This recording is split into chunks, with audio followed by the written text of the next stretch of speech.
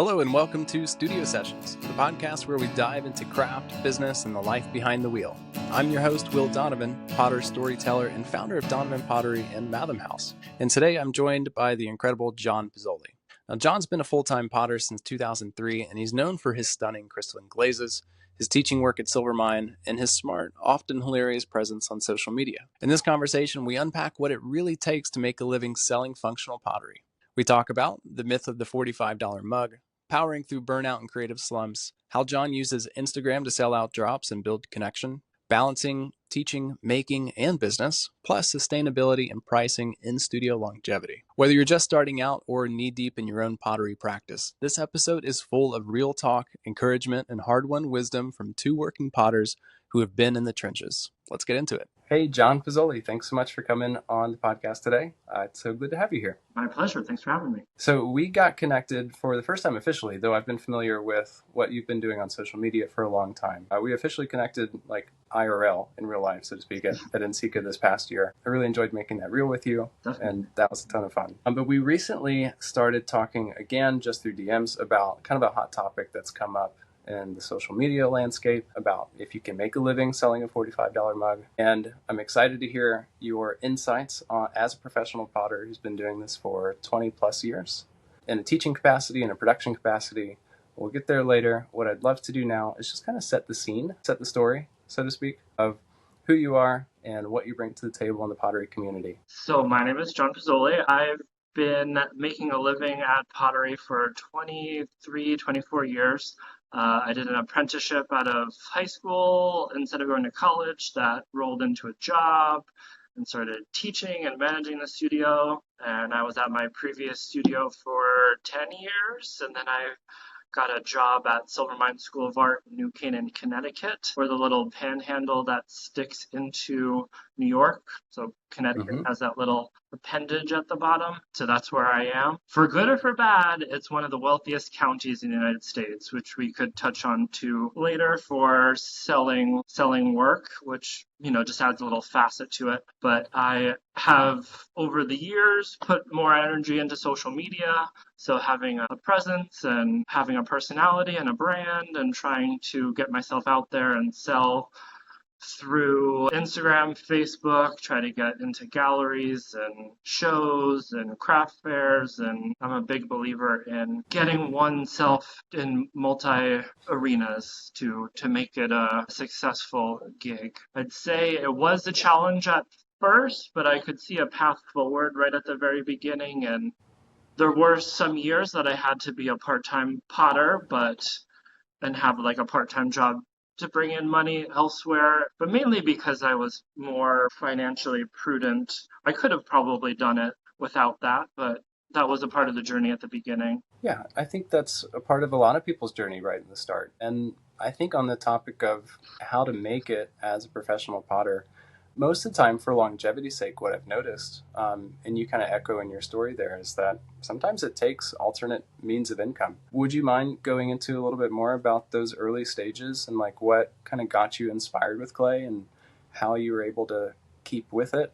And then maybe like what took you away and how you got back? I never left to come back. It sounds corny and perhaps hyperbolic, but ever since I touched clay, I knew it was right for my soul. I have a very intense sort of ADD brain, and the second that I touch clay, when my hands are busy, my brain is very still, and there was just a symbiosis that happened. It organized my life and my thoughts, and it was just an instant connection. I knew I always needed to work with my hands, but there was something very particular about the clay that as soon as I found it, I knew that that's what I wanted to do and focus on and have it be the predominant part of my life.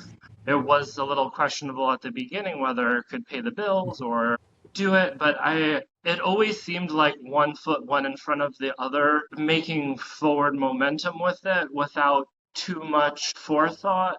Like one thing sort of led into another through my career with constant passion and movement, and knew that I wanted to go in that direction. It just, when one door came a little bit open, I was like, yeah, that's the door, and pushed through. I didn't wait for too much invitation before pushing through. The door wasn't necessarily 100% open before I went through, but I knew that the path was that way, so it made for an easy trajectory. So the internship became a teaching thing for kids, and then once I proved myself with kids, then I taught adults, and I could be trusted with the studio, so I managed the studio, and then people wanted to buy work, so I knew I needed to produce work, and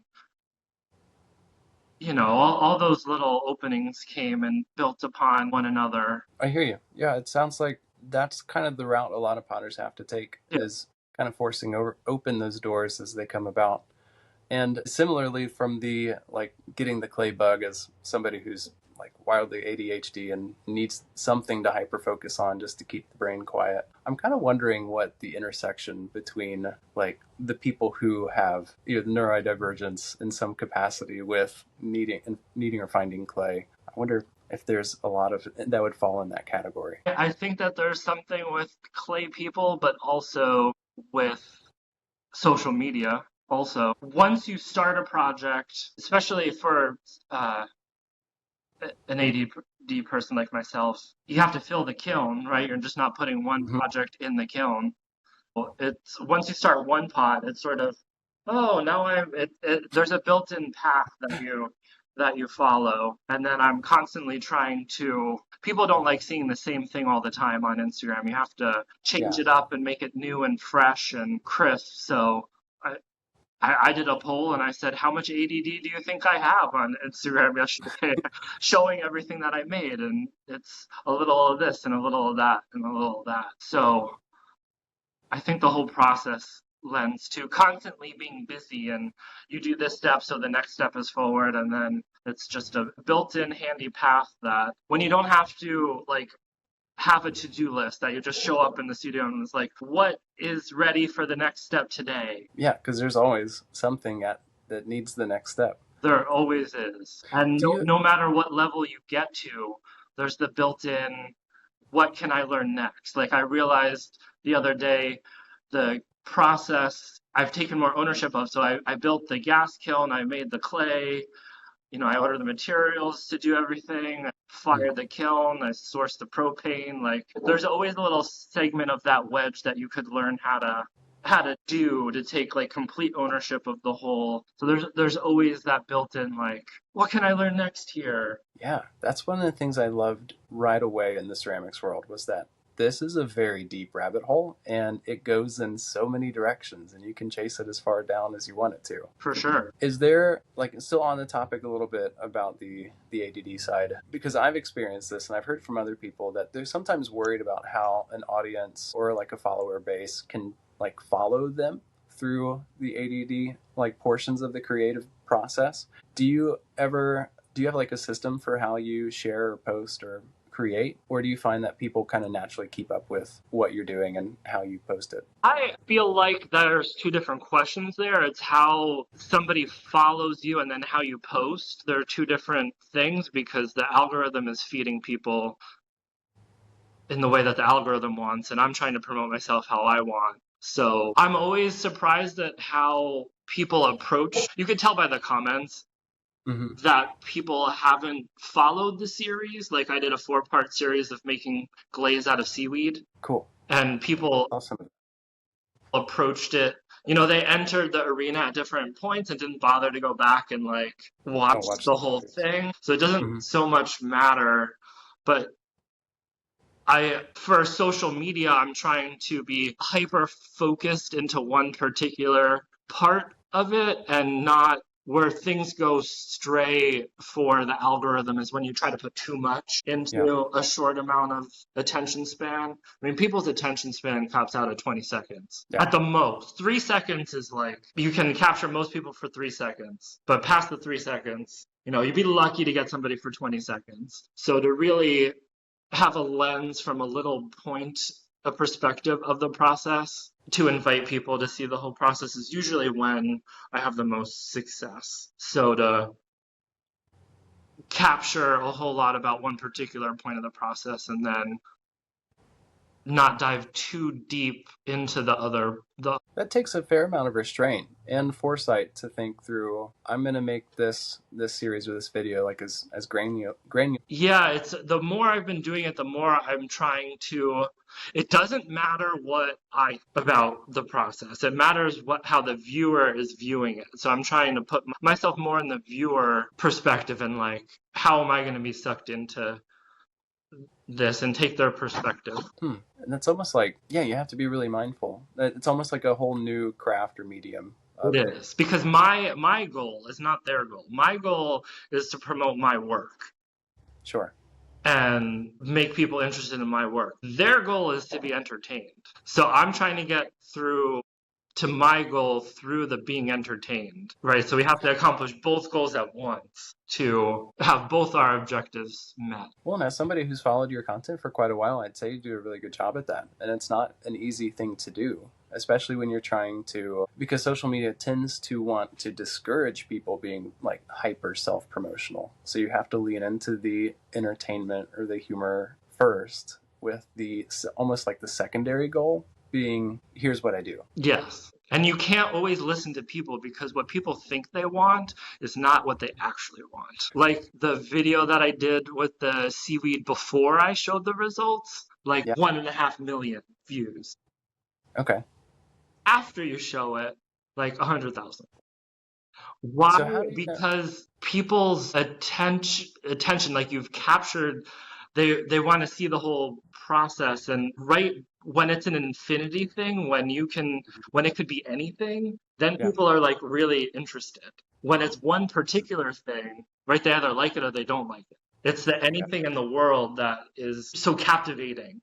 And if you don't show something, then they're like, what? But the finite part of it, you're only gonna entertain so many people, so the algorithm doesn't push it as far. I love that you've been able to kind of like formulate it in those words of having infinite possibilities means maximum engagement or interest. How do you figure out what people want to be able to create those scenarios? Gosh, every time I think I have that figured out and answer their question, it always like shifting sands under one's feet. So you have to figure it out again. You have to catch people's attention. It has to be something different and something that is not being done by other people or you haven't done it for a while. It needs to be like fresh and new and engaging immediately. I get that. And something that I've been living my life by recently, and I'm going to be doing more content about it, it's not so much about what you say,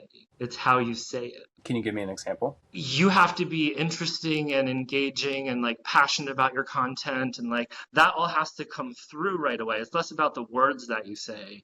It's like you have to be so passionate and it needs to come across, and you have to be like friendly and engaging, and people have to be sucked into your like interest and your bubble, and then people will listen to you. It's like you can't put the seriousness and everything first. You have to like engage, and then people want to engage with you. So it's the how you say it part. Like it could be what you're wearing. Like people need to be able to like be captivated and want to listen to you before they'll listen to you. Yeah, that makes sense. As a consumer of social media, I would agree. I I'll think that listen to also somebody. works for like life, like for making friends and like being someone that's valued in society. The person doesn't have to necessarily agree with what you're saying. It's that, oh, he said that in a friendly way, I would engage with him again, as opposed to being right and kind of an unfriendly, prickly person. You were still right, but no one's going to approach you again to ask what you think. Yeah, that makes sense. You have to be approachable, not prickly. Not prickly. Can't be prickly potters. No prickly potters. That's kind of like a mug though too. Like I sell all the time at markets or in person, and the ones that people go to like are attracted to pick up are the ones that are like visually appealing or like have the interesting glazes or Absolutely. the captivating textures. And yeah, I guess it translates to what we put out there about ourselves too. Yep. Well, you don't just make social media posts about your pottery. From my understanding, you actually teach a lot too, right? Yes, I'm head of ceramics at Silvermine School of Art in New Canaan. So I teach 4 to 5 classes a week. I teach out of my studio in Norwalk, Connecticut. I do workshops and private lessons. And so I'm everywhere. Every day is full of clay. We have a soda kiln and a gas kiln. I fire the gas kiln at silver mine 1 to 2 times a week. Actually, last semester, 1 week I fired it 3 times, which I didn't know was possible. I have 4 kilns in my studio in Norwalk, and they're constantly firing. So I'm teaching and selling and stocking galleries, and I'm a big believer in to have your hands in many pots, so to speak. Right, so you're constantly getting checks in the mail. Yep. They're all coming from different sources, but they make a living. So if one source dies or lessens, you can turn another knob and make more money doing something else. So last summer was the first summer that I stopped teaching kids in the summer, and it was a huge step in my career. And I'm so loving it because I realized when I say no to something, I say yes to something else. So I said no to the opportunity to teach kids and make that like very defined amount of money. And I can say yes to being in my studio, making work and stocking a gallery or more inventory for a show. So it is, I did look at the spreadsheet to validate like everything that we're talking about and that I could make a living just selling work. And indeed, it's the same amount of money, right? So I said no to I'm not teaching kids, but yes, I am making more work to sell it, and it's the same amount of money. What gives you more energy between some of these different roles that you're in? Like, what invigorates you? Does all of it? Or are there things that kind of feed other pursuits? I think of it like a snake eating its tail. Okay. It's one thing feeds into another, and it's never the same answer to that question all the time. Sure. It could be that I'm maybe spiritually not, like the worst case scenario would be like I'm not spiritually feeling rejuvenated and like really passionate about this, but I know that on Tuesday I have to teach an advanced class, so I need to have content to teach them,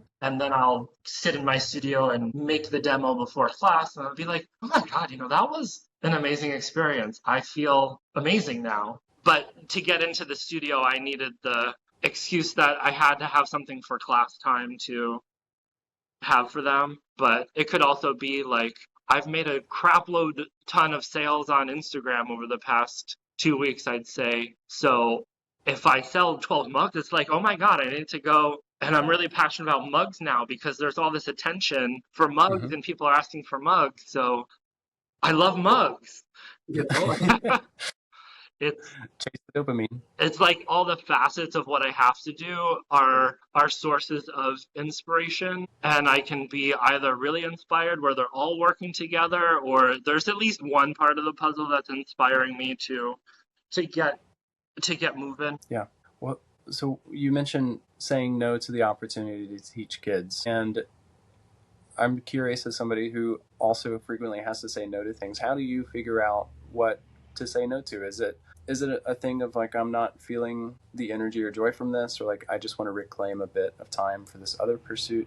How do you gauge what to say yes and no to? So if I could take a little step backward and please tell people, at the beginning of one's career, if you're really serious about making your way in clay and paying all the bills, I would first say yes to everything, right? Because you're not sure if you could even do it by saying yes to everything. So I started out, say yes to everything. You want to know how much you could make. You want to know if all that could be what you need to survive where you are living. I keep a spreadsheet of all the sources of income and what's coming into the bank account. And then, maybe over 5 years, I noticed, what the commodity here really is me. I'm the commodity. I could do, and that just, it gives you confidence, like whatever I'm doing, whatever knobs I decide to go and turn up or turn down, I'm the commodity. So if I am not teaching, I'm making. If I'm not making, I'm on Instagram trying to make a video to sell something. As long as I'm active and doing something that could potentially bring in money, like it all evens out at the end for me. So as I get older and I realize like I'm not really going to be able to be the studio manager where I am for an infinite amount of time because it's hard on one's body, and I make the least for the most amount of work, so it's not sustainable over like a long period of time where I could imagine my body not being able to do it into my 60s. So I'm trying to turn the knob from like less of that and then more of making and teaching workshops. So I see that path forward and know that I could do it. That's a good point that you bring up about the longevity or just the how much you get out for how much you put in to a certain thing. I also really like how you say in the beginning you have to say yes to everything, and I would agree with you because in the beginning you're right. You don't have any clue about what opportunities are even out there or where your boundaries or where your limits are.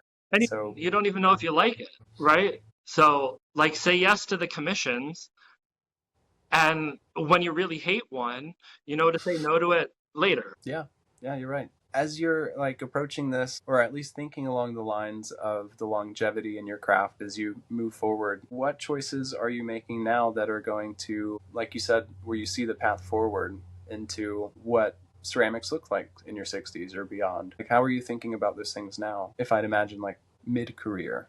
Well, I definitely see how it would be possible to make 100% of my income by just being on Instagram. That's crazy. So eventually, when I can't teach anymore, I always imagine myself making work, right, and being in Yeah. my studio. So I always have that to fall on. Pottery also goes through cycles in the long term, with like if you analyzed it over decades of time, where there's decades that there's not a lot of interest in pottery, which is why I think the previous studio in Stanford closed, because it was in that lull of time where pottery wasn't so popular. And now pottery is very popular. So I could only just teach private lessons, right? And that could be all I do now.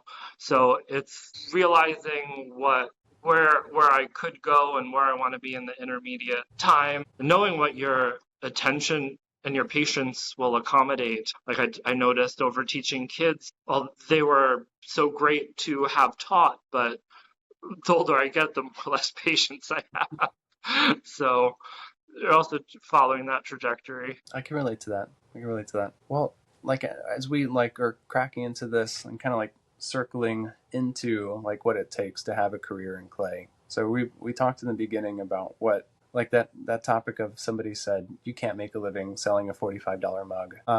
And it sounds like from where you are, you have these different, what you describe as knobs that you can turn in different areas, or whether it's teaching or producing or on social media. What are your thoughts on, can you make a living selling a $45 mug? I think 2000% you can. I don't know if I would. I'd see the attention grabbing line of $45 mug. I don't think that should necessarily be what one does. Could you do it? Probably, but I would say, I would define the question more: a potter make a living just selling work without teaching, without managing a studio, without those other things. And still even more, it's a resounding yes, you can. You really have to haul ass at the beginning, right? And you're not going to make like bank at first because you have to get known and get yourself out there and get your street cred, but you absolutely can. And if you're not teaching, then you're making inventory for a craft fair. It's about, you have to have the confidence that you can do it and go and get yourself established and go and do it. You have to be gung ho and just get yourself out there and try. And the market will let you know what you can get away with. My whole philosophy is I want to make something so beautiful that I don't have to do marketing. It's the attention into making this object that speaks for itself that is doing the marketing. So if you're putting some stuff out there and you're seeing a response to it, and that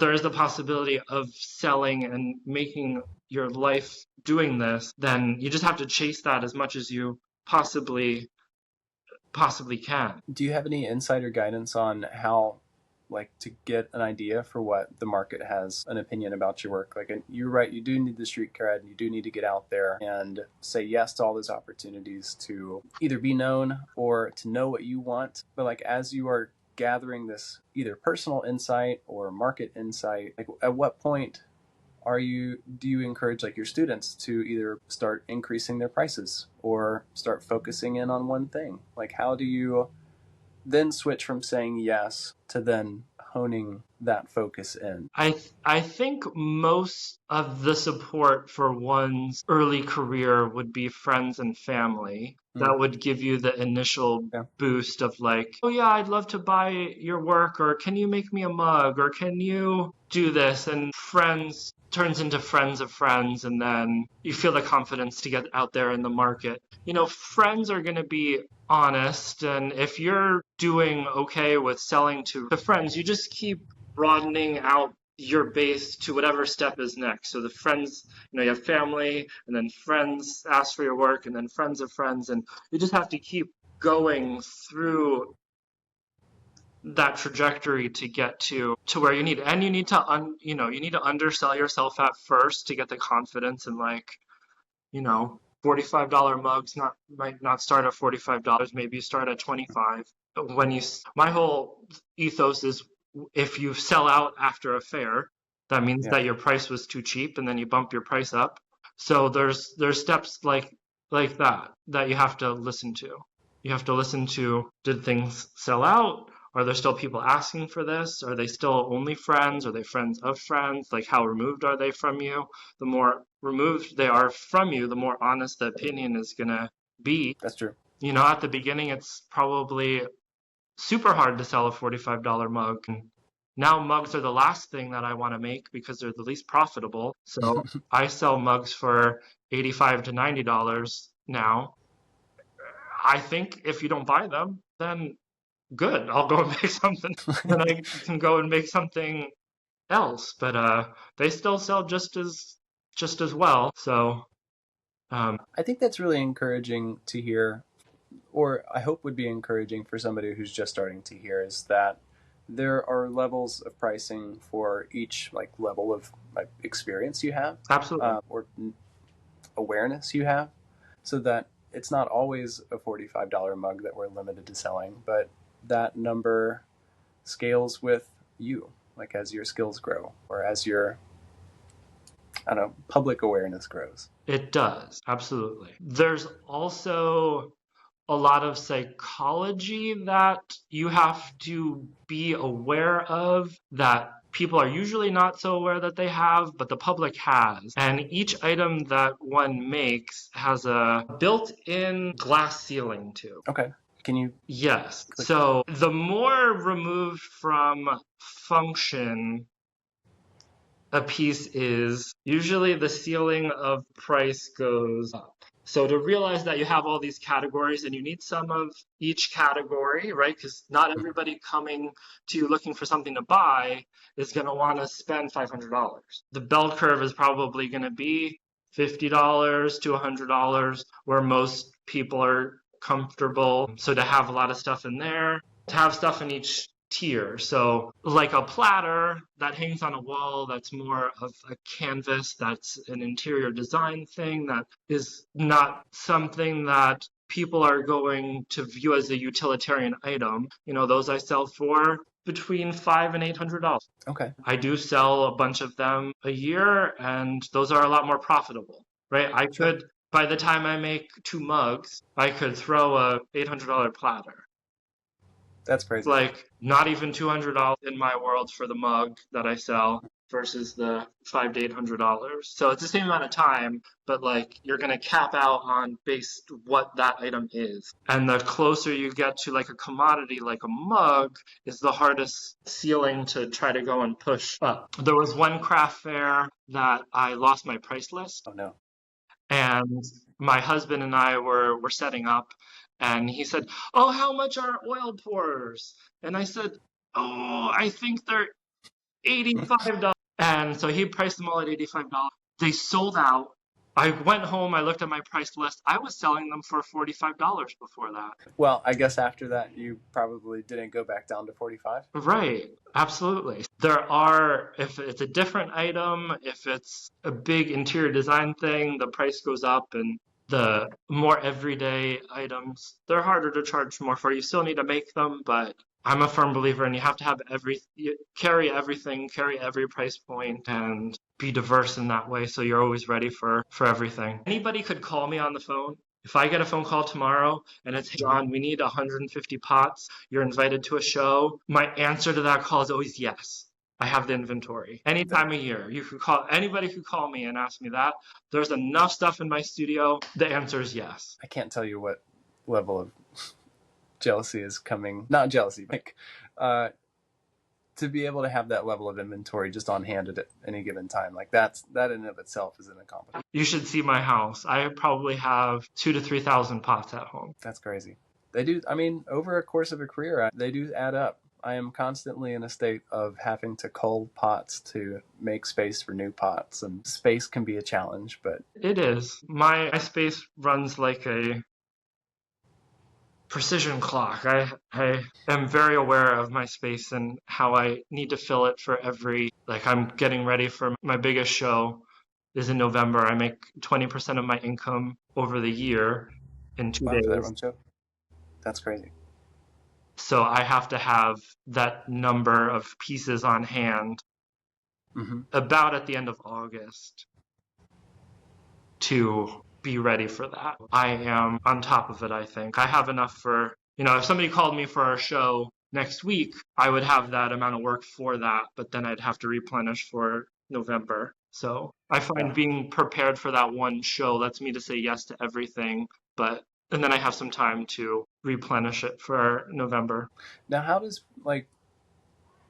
do you think through, is this just like years in the craft of knowing what you need at what times of the year or what kind of shows you're going to apply for?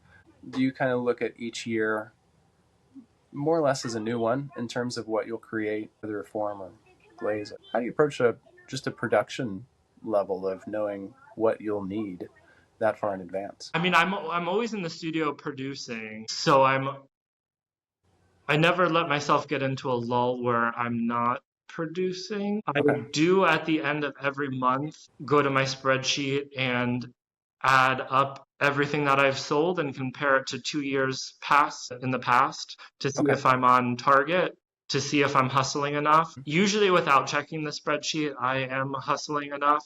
But if I go and I see, John, you're like $1,000 less than last year, then I know that next month I have to try to say yes to another event or to push myself somehow. And more over time, it's becoming what's softening the curve is the constant sales on social media. So before I had that, it was very feast or famine where I'd have to be looking more forward. But now with Instagram being a constant sales platform, that's really softened so I could just put more content out on social media or try to have something be more an event that people are looking forward to make it more special that people want. So there's stuff like that I can monkey with to try to hit my sales through the year. I try not to let myself go too far without comparing to last year because I want to be on small targets and not let one target get so big that I feel like it's unapproachable and I already lost it for this year. Like I'm 10K down. Like how am I going to make that up?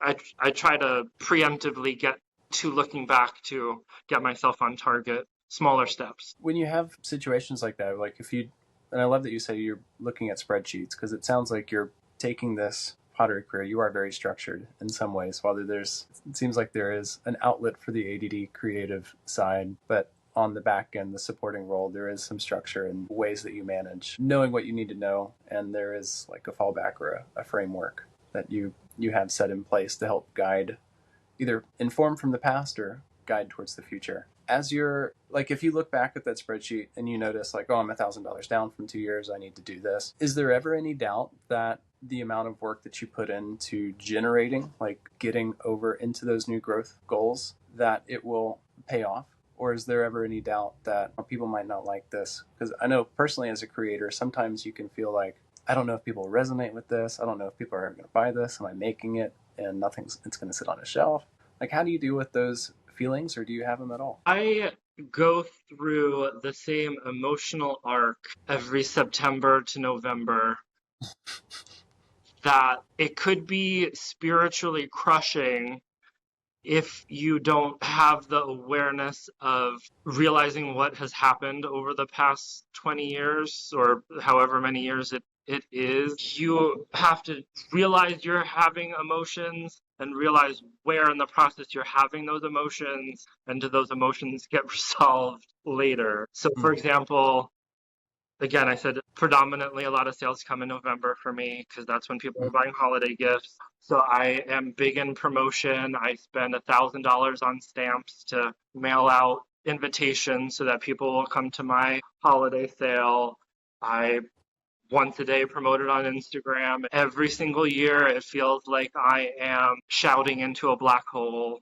There's you get negative feedback during that emotional arc where people will reach out and say, oh, I can't make it. I'm not here this year. Or you get the returned postage in the mail or insufficient address or whatever. So you're getting constant negative feedback. And you have to realize, like, I got to push through this. I know that there's positive emotions coming at the end. And then, to sell 500 pots in 2 days or however many pots it is, if I didn't stay strong and make and get ready for that, and I had all those people show up and then I didn't have the work, like how awful would that feel? Like, I'm gonna forget the negative emotions, like, oh, it feels really crappy to spend $1,000 on stamps, but then people come and they're like, oh my god, this is amazing. Like, I had somebody walk away with 2 carfuls worth of pottery. That's insane. In November, and they bought like a bunch of big platters. It was kind of like otherworldly. But if I didn't push through that and be like, you can make another big platter, go and do it while you can. If I didn't have that inventory with me and ready to show, I wouldn't have made those sales. Sure. You're pushing through the discomfort. Push through it. You gotta push through it. You have to realize, if you don't realize that you're having those emotions and know that you had them before and they resolve, it's very reassuring to me. Like, I have to realize, every September you feel like crap, and that's fine, and you just have to push through it, and that's when all the crappy emotions happen. And so there's solace in knowing it's happened 20 times before, and all that work that you do while you feel that way is what is going to make for an amazing year, right? It's that you have to push through that and make that work while you're not feeling great, but it's gonna pay off, and do it and be ready. And then when you see that line of people out the door, like, oh my god, all those people actually got the invitation and showed up and want to buy stuff, and that feels amazing. That's like 20 times more gratifying than any emotion that happened before that was not great. That's the payoff. Yeah. Why do you say September as being when all those feelings come? They just happen for me because that's when I'm really laying the foundation for making all those sales in November. I have to email people. I have to have my photograph for the invitation done. I have to make the investment in signs, and like all that stuff has to happen for the success to happen later. And to go through that work for me is very emotional. It really brings my battery to zero. And of course, that's when like all the other things that are happening, where the fall semester that I teach is the most difficult to teach. Like, there's all those things that are happening on top of one another that you need to address and devote all your attention to. And yes, your battery is going to go to zero, but push through it, and that's what lays the foundation for success a couple months later, right? And then the more work you do in September, the less and less you have to do in October, and then hopefully by November, everything's in a box, packed up, all the invitations are sent out. All you have to do is unbox it and make it look pretty in a room, which is still a lot of work, but it doesn't drain my battery quite as much as all the stuff that happens in September. Yeah, the planning and the preparation in the midst of being in demand or have time constraints at the end of summer, I can relate. It can be very draining, but how do you keep your battery from hitting zero and staying at zero during those? Do you have like breaks, or is it all pottery all the time? Or do you have like other outlets that kind of refill? I allow myself Wednesdays Okay. So I have a 12-hour workday firing the kiln. To fire the gas kiln, it takes me about between 10 and 11 hours to fire. So by the time I fire the kiln and I teach 2 classes on Tuesdays and I manage an open studio and I'm loading bisque and stuff, by the time Wednesday comes around, I am done. So I allow myself Wednesday to do my own thing, and I recharge my battery being quiet in my studio, allowing myself to do whatever brings me joy. Yeah. I've had a few. Now, my studio's at home, and I have 2 kids that are home from summer break. And during the days, we have a handful of people who come in and work in the space. So I don't have as much opportunities for those outlets, except maybe in the evenings. But I can echo what you said. Every now and then, they're very special to me, and I hold them near and dear. But like I call them just like ADD days, where I come into an empty space, no set goals or obligations, and you just pursue like whatever is going to make me happy, or whatever makes you happy. And yeah, being able to schedule those in, it's really cool that you've got those like weekly cadence, because they are really recharging and really filling, and that's nice to have. They are. It's a combination of being quiet, where not you, but me personally, being quiet and alone and knowing that there's no possibility of somebody disturbing that peace, and then getting to creatively go down whatever rabbit hole you want to go down is battery charging. And it also just so happens to build a lot of inventory. So there's the symbiosis of being rejuvenated while also being productive. That leads back into, can I make a living selling work? It's probably going to be really hard if you hate being in the studio and you're feeling like, "Oh, I have to go make 10 more mugs." Then yeah, you know what, you probably can't. But if it's something that brings you joy and you're like, can't wait to get down there and make 10 new platters, then yes, then you could easily make a living out of it. I wonder if that's another part of the equation of having a career in ceramics. Coming back to this thought, is having a joy for it, like having that, like it has to fill you up in some way. Like, sure, there's probably parts of the process that are detracting, or you have to export feelings or energy into it. But I think as someone who's just been in this world for 12 years-ish, you really do have to have a joy for it. There has to be some level of, this gives me energy, whether it's creating or the marketing or even if you're holding out just for like the sales process or the interaction people to people. Do you have any thoughts on the joy of making being essential to having a long-standing career in ceramics? Absolutely. What is the saying? If you do what you love, you never work a day in your life. It really has to be something that you want to do, need to do. You're driven to go into the studio, whether it's your 10,000th bowl or it's your 30,000th bowl. The joy should be the never being bored, and being able to see the next step in the process keeps me very rejuvenated. That I don't want to necessarily in a year from now have things look completely different, but I do want to see what's the next level I could bring things to, or what's the next iteration that's going to keep this fresh for both myself. And everything leads back into like the sales things. The things that I'm doing are what's driving people to want my work. So Yeah. it's the same cycle that you need to, or I need to go through. So I think if the passion is really the most passion, and you need talent. Yes. Yes. Did I answer that enough? Yes, I think you did. Passion's a key ingredient. It can't be the only ingredient, but I would agree. Yes. People can see passion, and passion sells. And if you seem bored, not all consumed by your art, people perceive that. People don't want to. When somebody's buying a piece of your pottery, they're buying a piece of you, right? They're investing in you. They're buying a ticket to the ride of your artistic career. I get messages all the time where it's, "Oh, I've been watching your videos for 10 years and I really want to own a mug of yours now." And that's like, you've been a part of their life. they see every time they pick up the mug, they're remembering who you are, and then they're going to want to buy more. Like they're going to want to reinvest in who you are. So you need to start with that passion so that people want to go on that journey with you. It's a good point, because people are, I think, especially with handmade goods, and even if there is a function tied to it, people are investing in us as creators.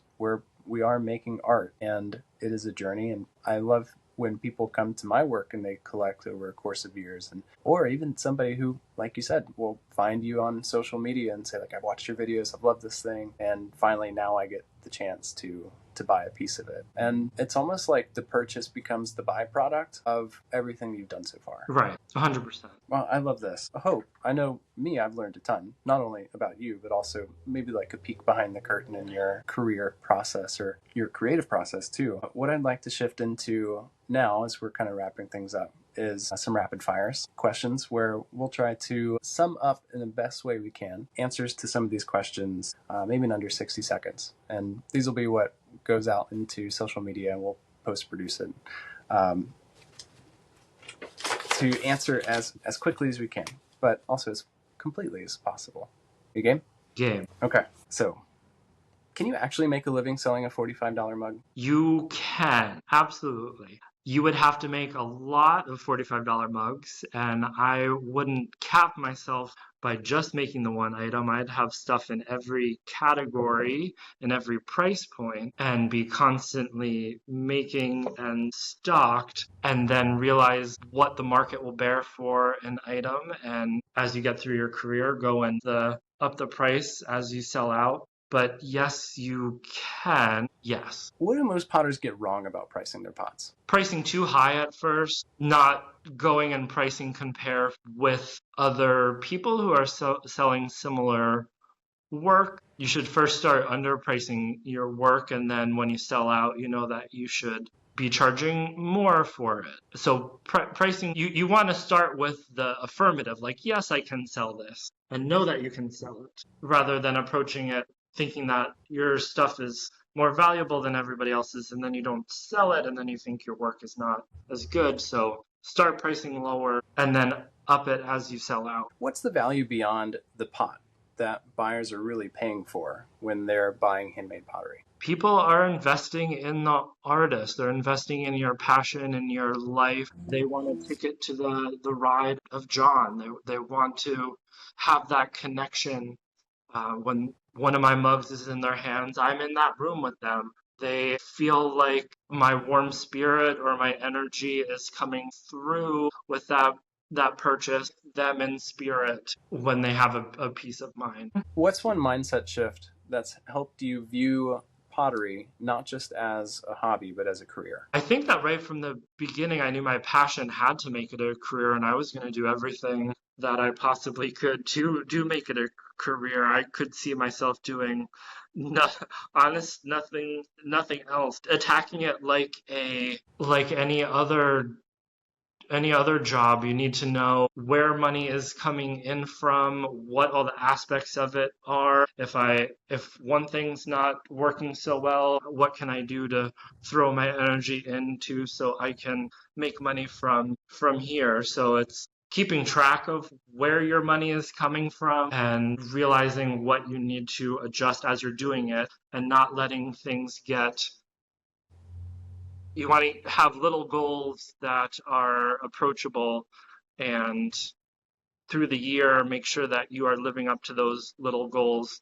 And then by the end of the year, you did it. And then there's another year. Start it all over again. Yeah. All right, got the last one for you. How do you help customers see the long-term value in a handmade pot? How do you have clients see the long-term How do you help your customers or your followers see the long-term value of a handmade pot, one of your creations? people as they go through the journey with me, viewing my art either in a craft fair or on social media, they see the constant evolution of it, and things are getting more refined, and my language in clay is narrowed, and I think is getting elevated as I go.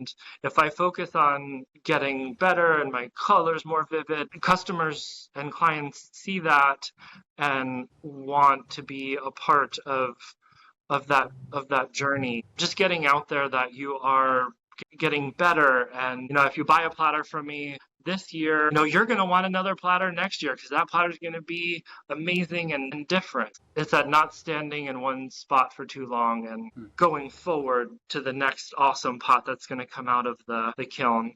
And that energy, it gets translated. People are buying a moment of your career, not necessarily just the physical piece. It's nice that they turn into physical pieces, but you're like capturing lightning in a bottle sometimes and then giving it to people. Absolutely. Well, Jon, I've thoroughly enjoyed our conversation today. I've got some nuggets of wisdom that I'm going to pull into my own studio practice, and I hope whoever listens to this has a few of those nuggets too. Is there anything we haven't covered, or is there anything you haven't been asked that you're itching to share? I'm trying to think of all the negative points that were covered in that initial post. I guess one of them would be, the root cause of that question was that most people make a living not from only selling work, but from teaching. But that's because they realize that like all the facets sort of build off one another, but you could do it by just making work and selling it. So I wouldn't let the viewing and seeing other people that are teaching and selling work that,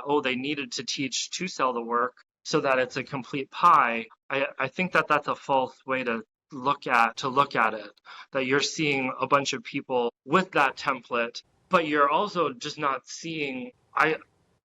During that post, I could think of like 10 people off the top of my head that were in the path of just making work, craft fairs, and selling it and being successful and buying a van, and one's buying a home, and they're just being discounted because they're quietly doing their work, and you're just not noticing them. You're noticing the 90% of people that chose the other path.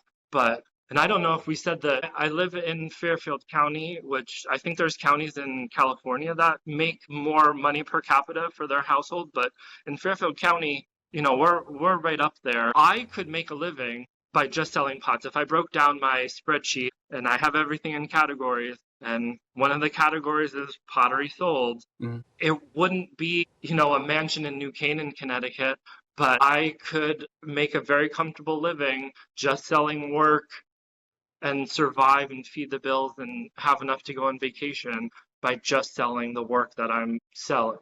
And I don't think I said that over the interview, but it's No, I don't think so. Yeah, it's a comfortable living in one of the most expensive counties in the United States. If I didn't teach, if tomorrow I couldn't teach for whatever reason, but I could make work, I would be 100% fine. Very good.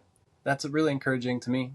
I hope it's encouraging to a lot of other people too, because it can be really discouraging to try to start and push for a career in ceramics. And that passion brings a lot of people in. And it's good to see people like you who are in it for 20 years and to hear those things that, yes, you can. Does it take work? Yes. And it also is a viable route to a level of life that a lot of people enjoy and find an enjoyment and creative energy from. Absolutely. Well, Jon, thank you so much for today. I'm excited to see where you go and where your art career takes you in the next couple of years. Well, that means a lot. Thank you. Absolutely. We'll see you again soon. See you again soon. Now that's it for today's episode of Studio Sessions. Big thanks to Jon Puzzuoli for joining me and sharing so generously from his experience. You can follow Jon on Instagram at jpuzz, that's JPUZZ, to see his latest work and behind the scenes process. And be sure to check out his website, Puzz Pottery, P-U-Z-Z, pottery.com, for upcoming classes, porcelain glaze pieces, and more. If you've enjoyed this episode, leave a review, share it with your fellow potters, and subscribe for more conversations like this one. So until next time, keep your hands dirty and your mugs priced right.